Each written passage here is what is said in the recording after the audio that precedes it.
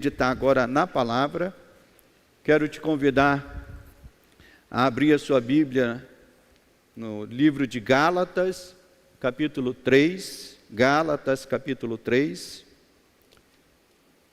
Vai ser uma leitura um pouco mais extensa, então se você estiver com alguma dificuldade para ficar em pé, pode se assentar, mas você que pode, nos acompanhe de pé. Gálatas 3, a partir do verso 15.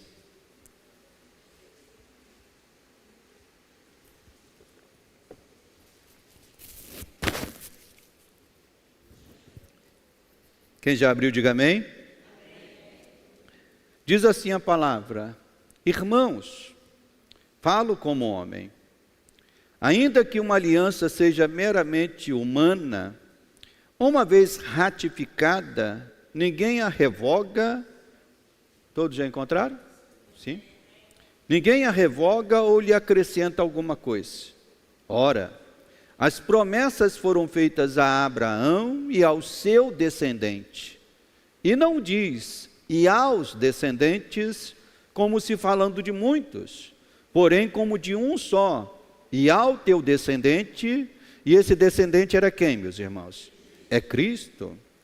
E digo isto, uma aliança já anteriormente confirmada por Deus, a lei, que veio 430 anos depois, não a pode abrogar ou não pode anular, de forma que venha a desfazer a promessa. Porque se a herança provém de lei, já não decorre de promessa, mas foi pela promessa que Deus a concedeu gratuitamente a Abraão. Então, qual, pois, a razão de ser da lei? A lei foi adicionada por causa das transgressões, até que viesse o descendente a quem se fez a promessa, e foi promulgada por meio de anjos, pela mão de um mediador. Ora, o mediador não é de um, mas Deus é um. É porventura a lei contrária às promessas de Deus? De modo nenhum. Porque se fosse promulgada uma lei que pudesse dar vida à justiça, na verdade, seria procedente da lei. Mas a Escritura encerrou tudo sob o pecado, para que, mediante a fé em Jesus Cristo, fosse a promessa concedida a quem, meus irmãos? A promessa fosse concedida a quem, meus irmãos? Aos que creem. Mas antes que viesse a fé, estávamos sob a tutela da lei e nela encerrados para essa fé que, de futuro, haveria de revelar-se. De maneira que a lei nos serviu de aio para nos conduzir a Cristo, a fim de que fôssemos justificados por fé. Mas, tendo vindo a fé, já não permanecemos subordinados ao aio. Pois todos vós sois, o que, igreja? Filhos de Deus, mediante a fé em Cristo Jesus. Porque todos quantos fostes batizados em Cristo, de Cristo vos revestistes. Dessarte, não pode haver judeu, nem grego, nem escravo, nem liberto, nem homem, nem mulher, porque todos vós sois um em Cristo Jesus. E sois de Cristo também. E sois de Cristo, também sois descendentes de Abraão e herdeiros segundo a promessa. Digo, pois, que durante o tempo em que o herdeiro é menor, em nada difere de escravo, posto que é ele senhor de tudo. Mas ele está sob tutores e curadores até o tempo predeterminado pelo Pai. Assim também nós, quando éramos menores, estávamos servilmente sujeitos ao rudimento do mundo. Vindo, porém, a plenitude do tempo, Deus enviou o seu Filho, nascido de mulher, nascido sob a lei, para resgatar os que estavam sob a lei, a fim de que recebêssemos o que, igreja? A adoção de filhos. E porque vós sois filhos, enviou Deus ao nosso coração o Espírito de seu Filho, que clama, Abba, Pai. De sorte que já não és escravo, porém filho, e sendo filho, também somos o que, irmãos? Herdeiro por Deus. Somente até aqui. Amado Deus e amado Pai, como é precioso, ó Deus, estarmos diante da Tua palavra e vermos, ó Deus, como o Senhor conduzindo a história, ó Deus, nos chamou para sermos Teus filhos. Senhor, que privilégio, que alegria, Pai. Por isso, Senhor, oro neste momento para que, ó Deus, a clareza deste texto, a verdade deste texto, possa trazer, ó Deus, uma grande alegria ao coração dos Teus filhos e filhas, na compreensão, Senhor, de que fomos chamados e adotados por Ti para esta grande herança que o Senhor preparou para cada um de nós. Por isso, Senhor, não deixe que nada nos atrapalhe neste momento, para adquirirmos a compreensão da Tua palavra. Te pedimos isso, no nome santo de Jesus. Amém e amém. Os irmãos podem assentar. Como nós anunciamos, estamos dentro de uma série intitulada O que me faz filho de Deus. Mas a pregação de hoje, ela tem esse recorte com a seguinte ênfase, né? Uma descendência ampliada. Deus quis ampliar a sua descendência.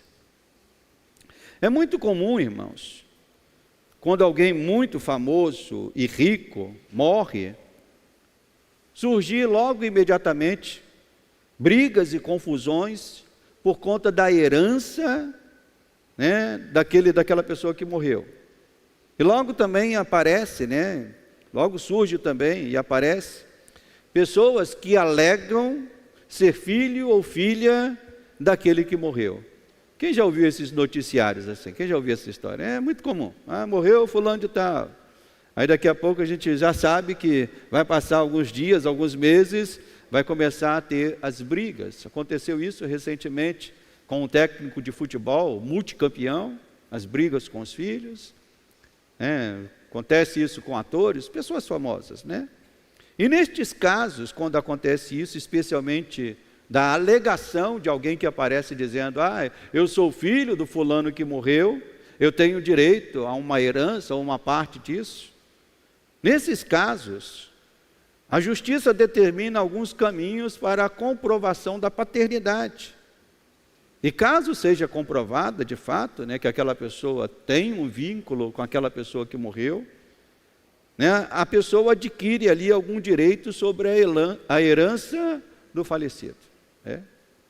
E às vezes nem precisa muito de teste, porque às vezes até a própria cara da pessoa já diz, você olha assim e fala, parece mesmo, E a pessoa adquire o direito, de receber aquela herança.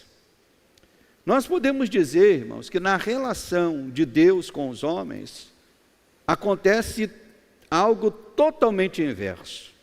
Se no mundo humano há essas brigas, para que pessoas sejam filiadas ou sejam declaradas filhos daquela pessoa que morreu, no caso de Deus, na relação de Deus com os homens, acontece totalmente o inverso.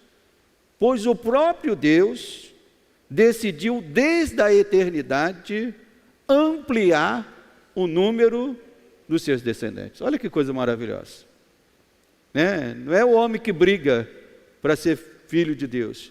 Foi o próprio Deus que desde a eternidade, Ele tomou uma decisão, eu vou ampliar o meu número de filhos, o meu número de descendentes, adotando filhos e filhas entre os homens, para que estes possam desfrutar da sua herança eterna e incorruptível. Então, quando nós conhecemos a Bíblia, nós vemos isso. Já falamos um pouquinho na semana passada, que desde a eternidade, Deus nos escolheu para sermos seus filhos. Então, ao estudarmos o tema, o que me faz filho de Deus, nós precisamos compreender, então, esses exemplos que o apóstolo Paulo usa, outros apóstolos usam, Paulo usa aqui, neste texto, um exemplo muito comum, uma metáfora, vamos assim dizer, e nós precisamos compreender essa metáfora da adoção de filhos que Paulo usa aqui nesta carta e em outras cartas. Nas cartas paulinas, nós vemos muito essa metáfora de adoção de filhos. Esta metáfora linda e preciosa que nos revela como Deus nos ama. Você não tinha direito nenhum de ser filho de Deus, mas Ele quis te amar e te adotar.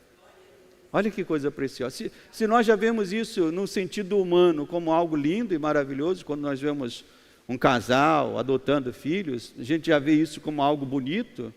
Irmãos, isso no sentido espiritual, eu diria que é algo muito mais profundo ainda. De uma humanidade que não merecia nenhum de nós sermos filhos de Deus, e Deus desde a eternidade colocou esse propósito de ampliar, de aumentar a sua descendência, de nos fazer parte, de nos conceder essa herança eterna e incorruptível. Então essa metáfora de adoção de filhos é algo lindo, algo maravilhoso.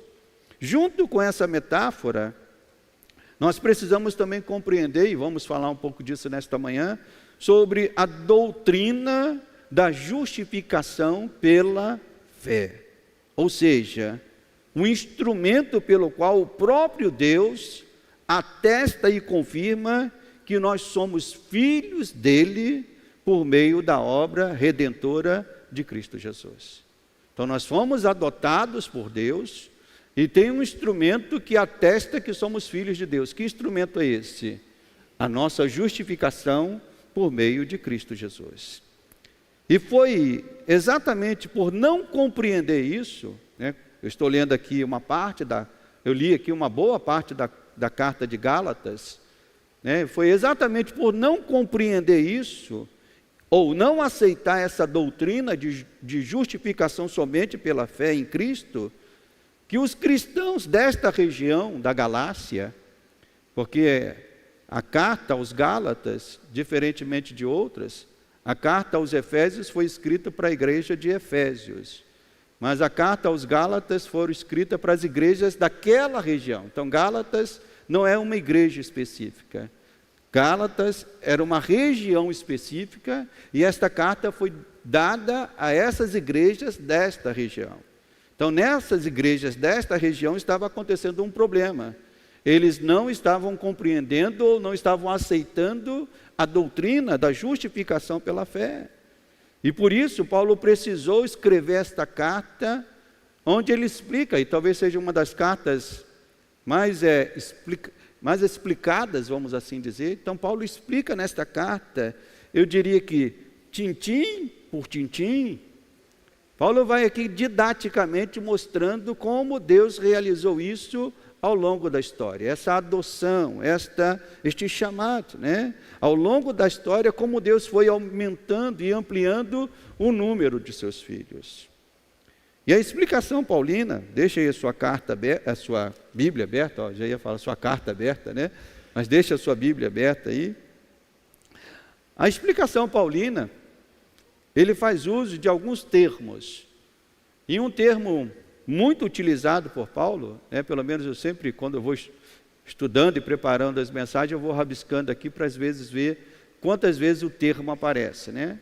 Mas um termo muito utilizado por Paulo nesta carta é o termo promessa.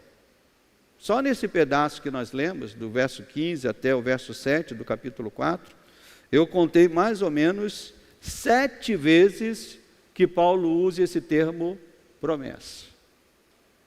Deus fez uma promessa, irmãos. Então Paulo começa a sua explicação usando esse termo, dizendo, olha, Deus fez uma promessa. Deus fez uma promessa ao patriarca, a Abraão. E que promessa Deus fez a Abraão? Chamou Abraão, quando ele não tinha filhos, e fez uma promessa para ele, eu vou te dar um filho. E Deus ampliou esta promessa dizendo, em ti serão benditas, o que, meus irmãos? Todas as famílias da terra. Então Paulo está aqui trazendo, né? Então a gente precisa contextualizar isso, porque quando Paulo fala que a promessa, isso naqueles leitores que leram a carta pela primeira vez era algo, não, ele já sabia, quando falava a promessa, era automático vincular a promessa que Deus havia feito ao patriarca Abraão, a promessa de que daria um descendente a ele, e de que através dessa descendência todas as famílias da terra seriam abençoadas. Este descendente foi pensado pelo povo de Israel, foi imaginado pelo povo de Israel como, primeiramente, Isaque, depois Jacó, e depois os filhos de Jacó. Então, quando se falava de descendentes, o imaginário judaico entendia isso. Isaque, Jacó, os filhos de Jacó. Mas Paulo aqui na sua explicação deixa claríssimo que o descendente que Deus tinha em mente desde que falou com Abraão era outro. Não é isso que está aí no texto? Paulo deixa claríssimo.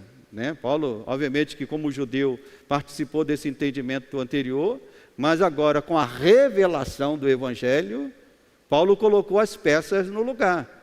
E aí Paulo diz aqui, no verso 16, ora, as promessas foram feitas a Abraão e ao seu descendente, e não diz aos descendentes, como se falando de muitos, porém como de um só, e ao teu descendente, e Paulo crava, dizendo, esse descendente era quem? Isaque. É isso que Paulo diz? Era Jacó? Era Rúben? Não, Paulo crava dizendo, é Cristo. Então Paulo começa a sua explicação dizendo, foi feita uma promessa, e essa promessa estava vinculada a um descendente, mas esse descendente não era Isaque, não era Jacó, não era Rúben, esse descendente é Cristo. Mas enquanto não chegava o tempo do descendente nascer e a promessa se cumprir plenamente, Deus trouxe a lei para guiar o povo.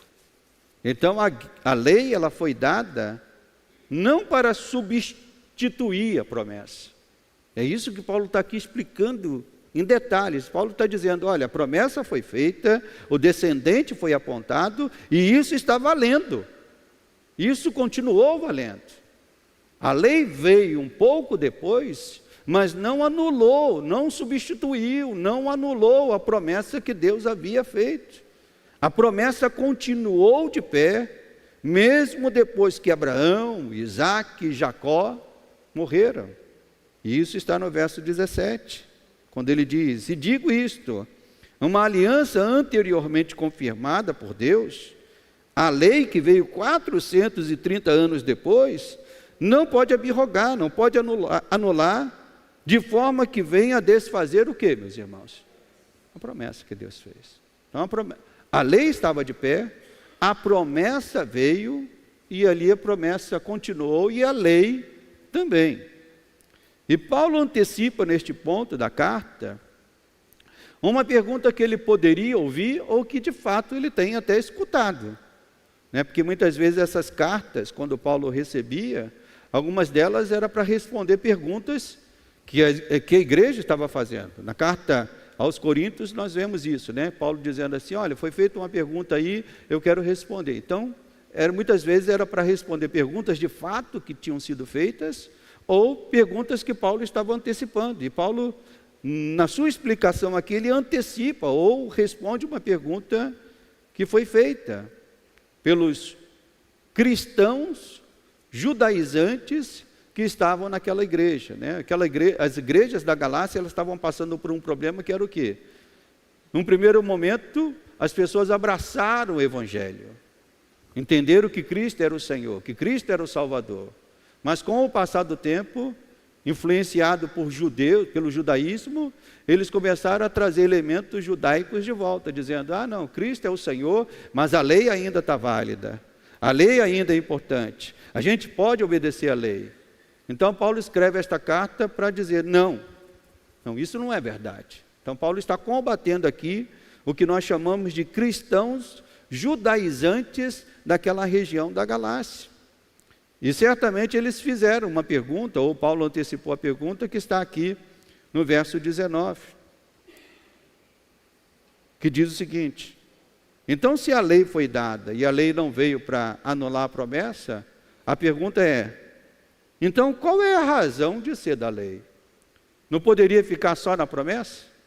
Não poderia só ser a promessa e a lei não existir? Então qual foi a razão de Deus ter dado a lei ao povo de Israel? A resposta está aqui no verso 19. Qual, pois, a razão de ser da lei? E Paulo diz, a lei foi o quê? O que Paulo diz? Que a lei foi o quê, meus irmãos? Ela foi adicionada. Ela não foi a substituta da promessa.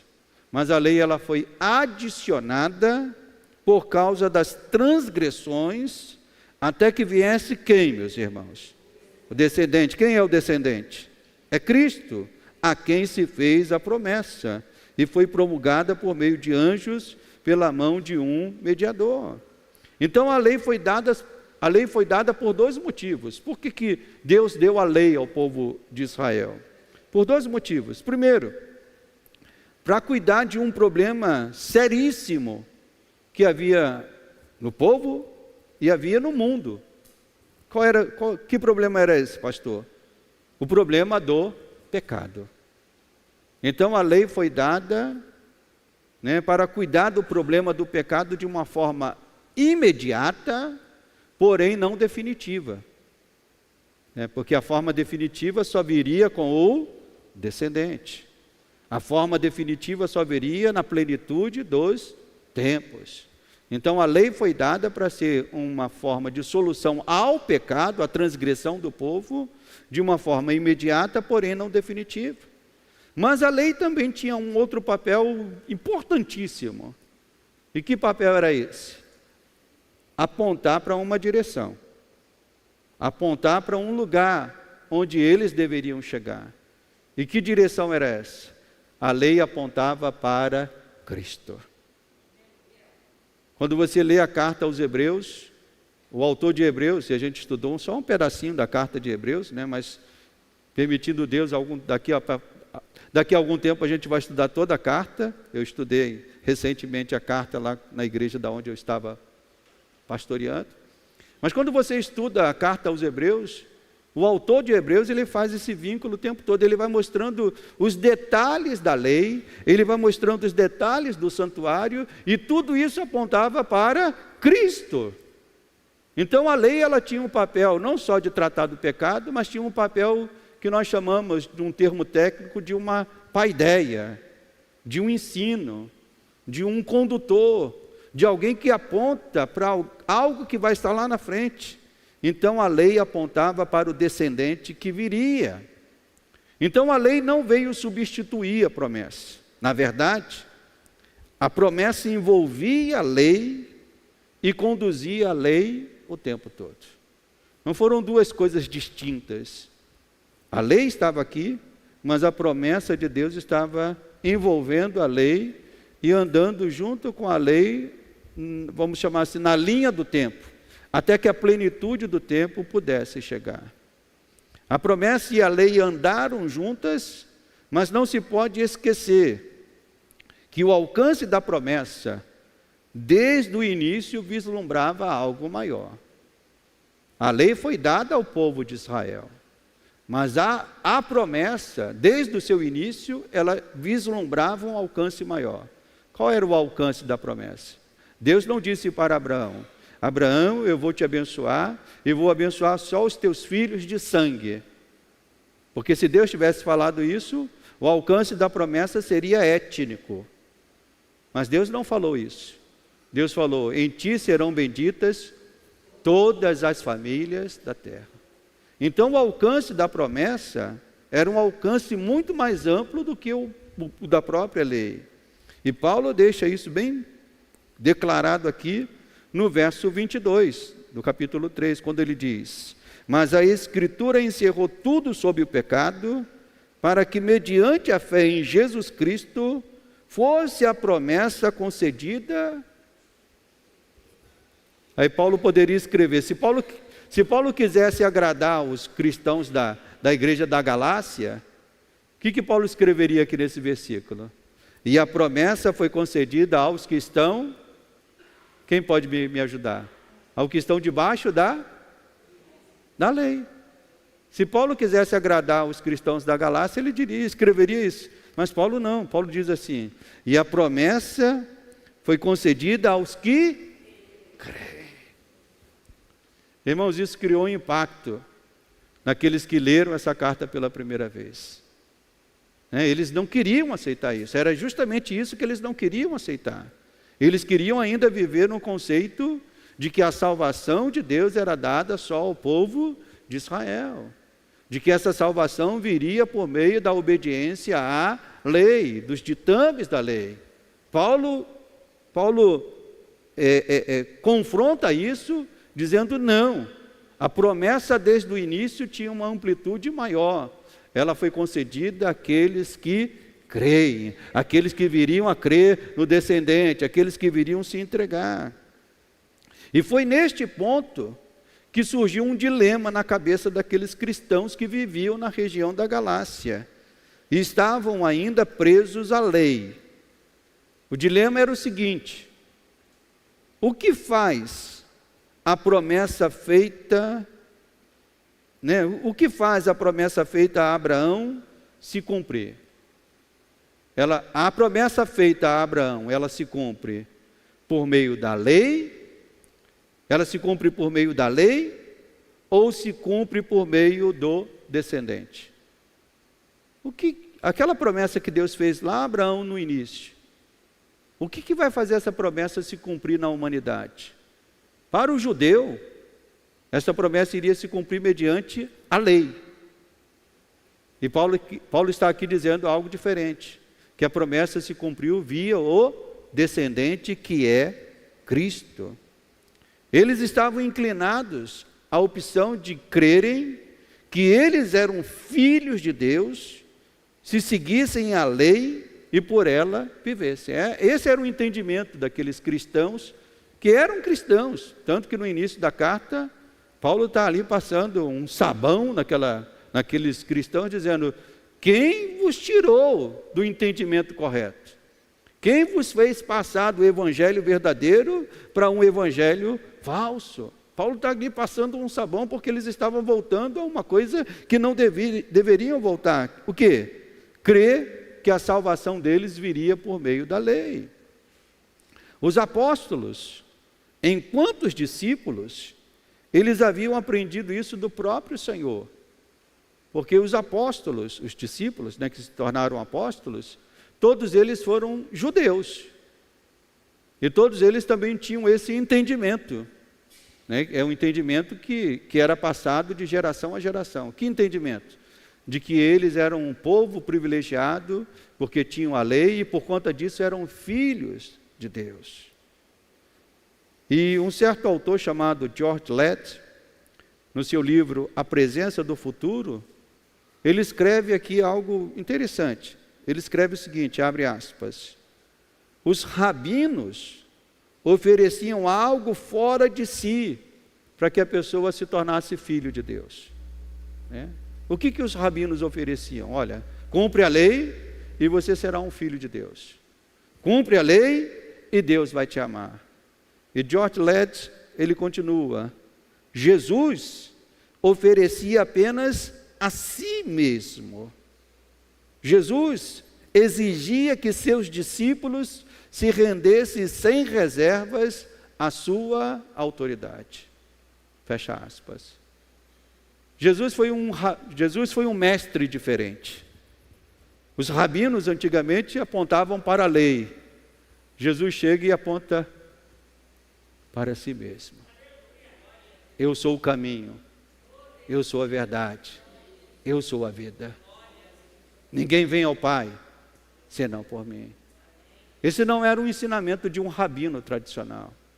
O rabino tradicional dizia: a lei é a vida, a lei é o caminho, a lei é a verdade. Jesus veio e mudou tudo isso, disse: eu sou o caminho, eu sou a verdade. Então os apóstolos, eles entenderam isso. Eles entenderam que a plenitude do tempo havia chegado, que o descendente havia chegado.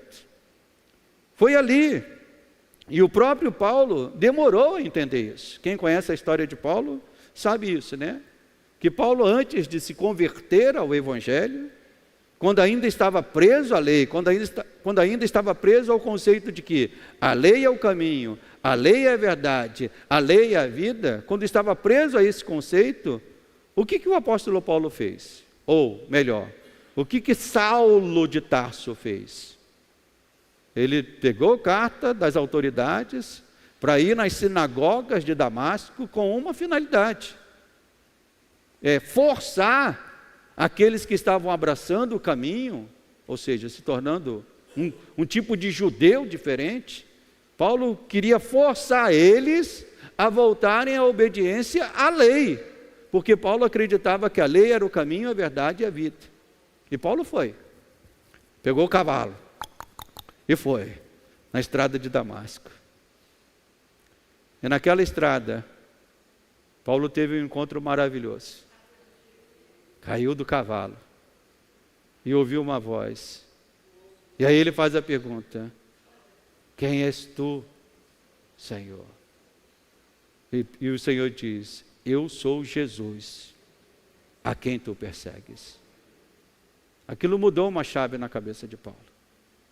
Paulo entendeu que o descendente havia chegado, que a plenitude dos tempos. Então o entendimento de Paulo não só surge a partir de uma leitura fria da Bíblia. O entendimento de Paulo surge a partir de um encontro que ele tem também com o próprio Senhor, o Jesus ressurreto, o descendente, aquele a quem a promessa havia sido feita. Então foi ali na estrada de Damasco, quando o próprio descendente da promessa lhe apareceu, é que Paulo começou a compreender o mistério de Deus. Esse mistério que em outra carta ele diz que estava oculto desde os séculos, mas que agora estava sendo revelado. Deus havia chamado Israel, sim, isso não temos dúvida, mas a promessa ia além de Israel. A promessa ia para todos os povos, para todos aqueles que creem. Os gentios também seriam chamados. A lei foi importante para, tal como um aio, um tutor, e aqui Paulo usa esse termo aqui, né?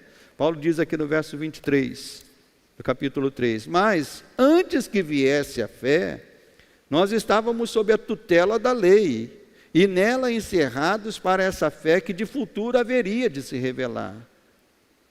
De maneira que a lei nos serviu de quê, meus irmãos? Paulo usa aqui um termo, aio, e alguém que não conhece esse termo pode falar: será que não está errado não? É uma outra palavra qualquer? Não, aio significa a figura de uma pessoa, aio, ou tutor, que quando alguém recebia um governo, recebia uma herança muito grande, e era pequeno, ainda tinha uma idade pequena, era designado um aio, um tutor, para conduzir aquele jovem, até que chegando à idade correta, ele pudesse administrar os seus bens, ou ele pudesse governar aquilo que lhe foi dado. Mas enquanto era pequeno, havia ali um tutor, um aio, que conduzia aquela pessoa, né, que estava ali conduzindo. Então Paulo usa aqui a figura, né, do aio, a figura do tutor, né, para mostrar que a lei, ela foi importante para conduzir, como eu disse, a lei ela tinha uma finalidade: apontar para Cristo, apontar para o tempo que viria. Então, num sentido figurado, irmãos, eu vou usar aqui um exemplo que muitos de nós aqui conhecemos. No sentido figurado, quando Paulo diz que a lei serviu de aio, de um condutor, até que se chegasse num ponto. Então, no sentido figurado, a lei ela é como o nosso Waze dos nossos dias. Quem usa o Waze aí para chegar em algum lugar? Eu uso, né? Às vezes ele nos deixa numa fria, né? Ainda bem que o Waze de Deus é perfeito, nos conduz de maneira correta. Mas assim, então no sentido figurado, a lei ela serviu de aio. Você quando quer chegar num determinado lugar, você usa lá o Waze e bota lá, endereço tal. Aí ele vai te conduzindo, segue por esse caminho, segue por aqui, vira por lá, tá? Trânsito meio pesado. Quando você chega no lugar, eu pergunto: você deixa o telefone ligado ainda? Você deixa o telefone ligado? Sim ou não, meus irmãos? Não. Porque se você deixar o telefone ligado, ele vai até te atrapalhar, né?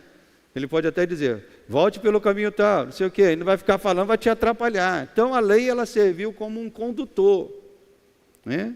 Mas conduziu até o destino.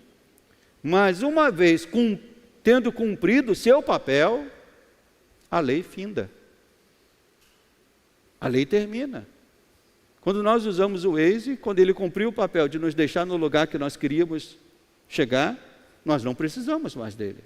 Nós desligamos ele. É isso que Paulo está dizendo. Aqui no verso 25 ele diz: mas tendo vindo a fé, já não permanecemos mais subordinados ao quê, meus irmãos? Ao aio. Nós não precisamos mais do aio. O aio já nos conduziu até onde nós deveríamos chegar. Então Paulo está dizendo aqui, olha, o tempo da fé chegou, a plenitude do tempo chegou. A lei ela foi importante, a lei ela tinha um papel maravilhoso, mas a lei cumpriu o seu papel. Ela não tem mais sentido de continuar. Então, por isso que para Paulo era uma loucura. Aqueles cristãos ainda quererem continuar seguindo a lei, uma vez que ela já tinha cumprido o seu papel. Então, a fé em Cristo, meus irmãos, ela se torna o único modo de sermos filhos de Deus. E isso serve para todos os povos. Dali por diante, judeus, gregos, bárbaros, livres, escravos, todos se tornariam filhos de Deus mediante um único caminho. E que caminho é esse? A fé em Cristo Jesus. Amém, igreja? Então o judeu não podia mais alegar que somente eles eram filhos de Deus, porque eles eram herdeiros de Abraão. Todos agora eram filhos de Deus, mediante a promessa que Deus havia feito, e o tempo da promessa chegou, a promessa se cumpriu. Então todos aqueles que entregam a sua vida a Cristo, o descendente da promessa, todos aqueles que creem em Cristo, o descendente da promessa, podem agora em alto e bom som dizer: eu sou filho de Deus. Você crê em Cristo? Som. Você crê em Cristo Jesus? Quem? Diácono Daniel, vê aqui, não sei se deu pane aqui. Mas você crê em Cristo Jesus? Quem crê em Cristo Jesus? Então, se você crê em Cristo Jesus, o que o apóstolo Paulo afirma é que você pode dizer em alto e bom som: eu sou filho de Deus. Então diga comigo: eu sou filho de Deus. Era isso que Paulo queria deixar claro. Era uma explicação tão... Irmãos, quando a gente estuda a Bíblia, a gente ama mais ainda esse Senhor. É ou não é? Quem conhece a palavra ama mais ainda esse Senhor.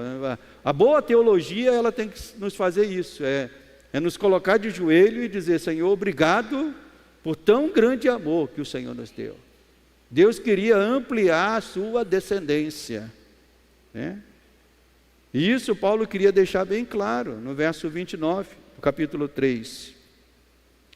E se sois de Cristo, também sois descendentes de Abraão e herdeiros segundo o quê, meus irmãos? Promessa. Não é segundo a lei. O que Paulo está dizendo aqui é que agora nós somos herdeiros segundo a promessa. Aquilo que começou lá no início. Aquilo que veio antes da própria lei. É a promessa. Então Paulo começou lá atrás, irmãos. Paulo começou lá atrás. Mas seu alvo era chegar a Cristo, o descendente. A plenitude do tempo para que a promessa se cumprisse, ela raiou. Né? Como nós cantamos e eu ministrei alguns minutos atrás, Deus é o Senhor da história. Deus já havia determinado o tempo que Cristo iria nascer. Né? Isso já estava no seu plano eterno.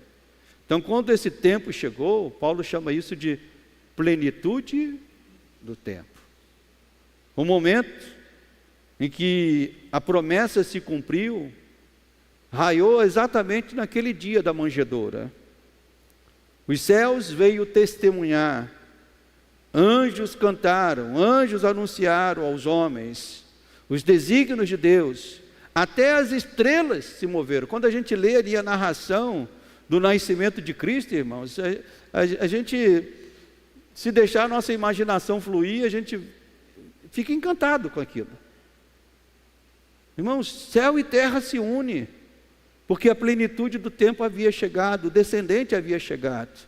Anjos começam a cantar, estrelas começam a se mover, coisas tremendas começam a acontecer, porque a plenitude do tempo havia chegado. O inferno conspirou, tentou impedir que o descendente nascesse, crescesse e se tornasse o nosso Salvador. Tudo foi em vão, pois Deus cumpre a sua promessa. Qual era a intenção de Deus com tudo isso, irmãos? Qual era a intenção de Deus em trazer Cristo Jesus? A intenção está clara aqui agora no capítulo 4, nos versos 4 e 5. Vindo, porém, a plenitude do tempo, Deus enviou o seu Filho, nascido de mulher, nascido sob a lei, para resgatar os que estavam sob a lei, a fim de que recebêssemos o que, meus irmãos? A adoção de filhos. Então Deus fez tudo isso, conduziu a história, desde Abraão, toda a história de Israel, chegando na plenitude dos tempos. Deus conduziu tudo isso, porque Deus tinha um propósito. Que propósito era esse? Ampliar a sua descendência, adotando filhos por meio de Cristo Jesus. Imagine se uma notícia fosse dada nos jornais e na internet. A seguinte notícia, de que, e certamente essa notícia, muitos iriam gostar dela e até iriam querer ser contemplado por esta notícia. A seguinte notícia: Bill Gates, quem conhece Bill Gates aí? Só de nome, pelo menos. Quem conhece Bill Gates só de nome, pelo menos, né? Bill Gates é um dos multimilionários, bilionários, trilionários, sei lá o que ele é, né? Mas a seguinte notícia: Bill Gates quer dividir a sua fortuna e decidiu adotar 100 pessoas ao redor do mundo para serem seus herdeiros. Ao ler essa notícia, certamente, muitos neste mundo iriam logo se perguntar: o que eu faço para ser um deles? Como é que eu faço para ser um herdeiro, estar entre aqueles que Bill Gates quer adotar?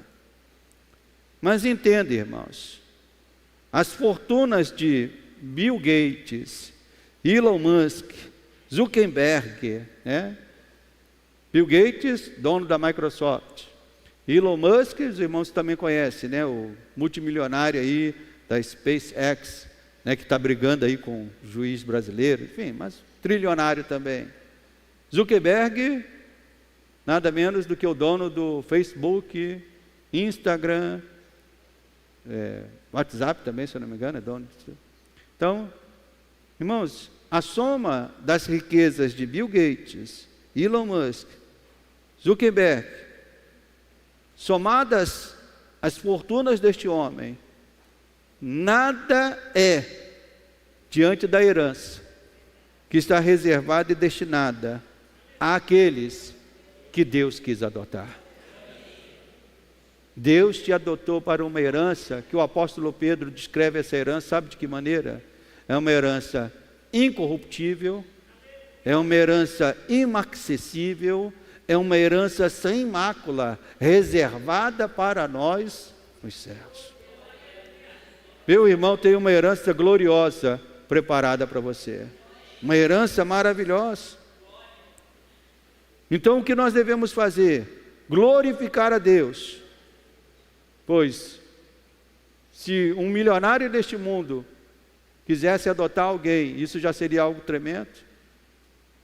O dono do mundo, o dono do universo, o dono de toda a eternidade, ele te adotou para ser filho dele, filha dele. Você pode glorificar a Deus por isso? E dizer: Senhor, obrigado por esta adoção de filho que o Senhor nos fez. Nós aprendemos na semana passada que ninguém se fez filho de Deus pela sua própria vontade, mas sim pela vontade de Deus, Então, ninguém se faz filho de Deus pela própria vontade, mas é o próprio Deus na sua vontade soberana, que nos chama para sermos seus filhos. Foi Deus que nos escolheu.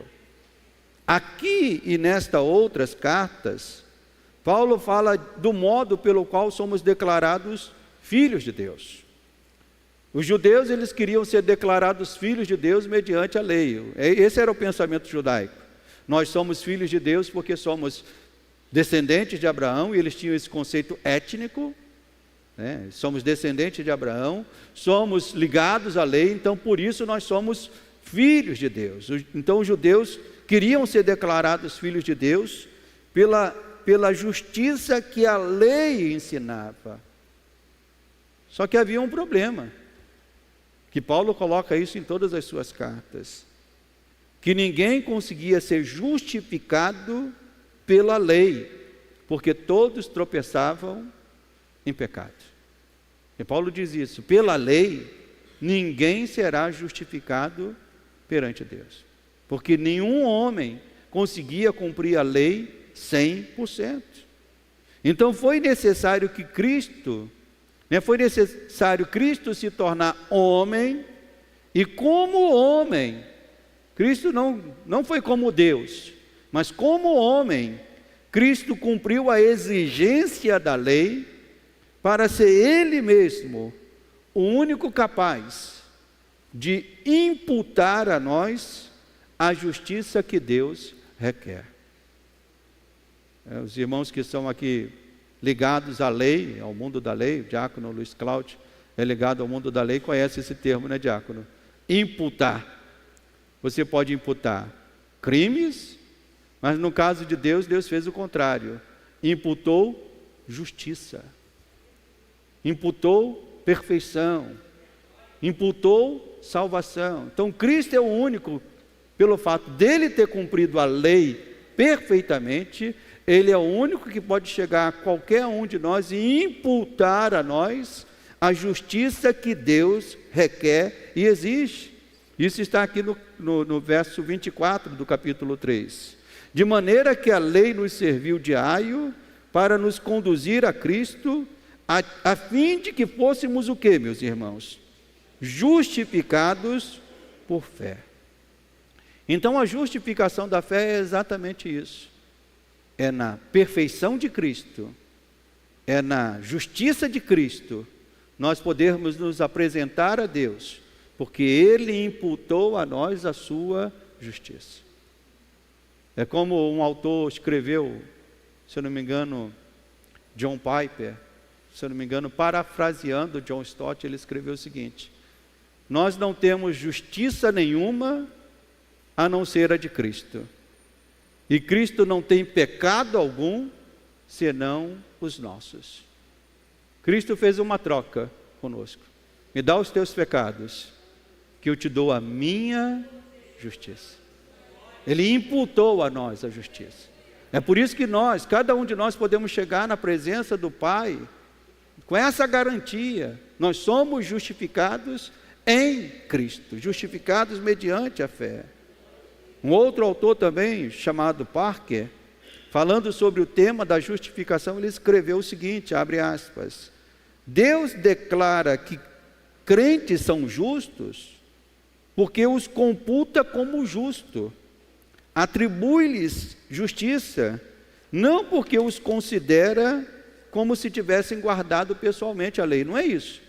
Deus não nos chama de justos porque nós guardamos a lei. Ninguém consegue guardar a lei. E Parker continua dizendo: Deus nos chama de justo porque considera-os unidos àquele que guardou a lei perfeitamente.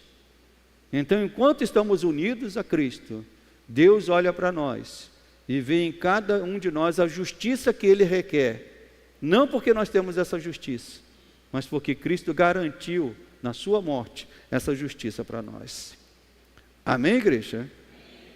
Então foi por isso, irmãos, que Paulo ficou abismado. Paulo, como se diz a expressão, ficou irado quando viu cristãos que tinham abraçado o Evangelho agora começar com essa história de novo, de que a lei poderia salvá-los. Paulo fica revoltado e passa esse sabão nesta igreja. porque mostra para eles que era algo impossível alguém ser justificado perante Deus, se não for por meio de Cristo. E continua sendo impossível alguém ser justificado perante Deus por outro qualquer caminho que não seja Cristo. É por isso que nós, como cristãos evangélicos, que cremos na palavra, temos que ir contra qualquer ventilação de que alguém pode ser chamado filho de Deus se essa pessoa não estiver em Cristo. Paulo foi contra isso. Nós temos que ser contra isso no nosso tempo. Ainda hoje, muitos cristãos cometem o erro de querer se justificar perante Deus mediante outros instrumentos que não seja unicamente pela fé em Cristo Jesus e na obra realizada. Há crentes, por exemplo, que tentam se justificar pelas obras da carne. Eu sou uma pessoa boa, eu sou uma pessoa legal, aquela pessoa que diz assim, não falo mal de ninguém, não roubo, não minto. Só nisso a pessoa já está mentindo, né? Quando diz que não fala mal de ninguém, não roubo e não mente, só nisso já está mentindo, porque certamente de alguém ele fala mal, de alguém ele ali em algum momento tropeça. Mas há pessoas que querem se justificar perante Deus por meio de obras.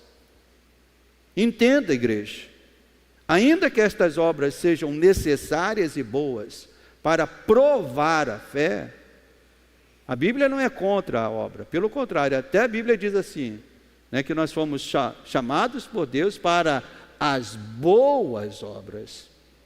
Mas não é o contrário, não é as boas obras que nos levam à salvação.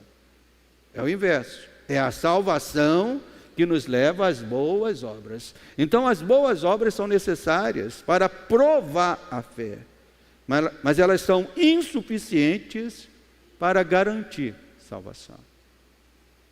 A nossa salvação está garantida e firmada numa coisa só: Cristo morreu por nós e imputou a nós, deu a nós a sua justiça.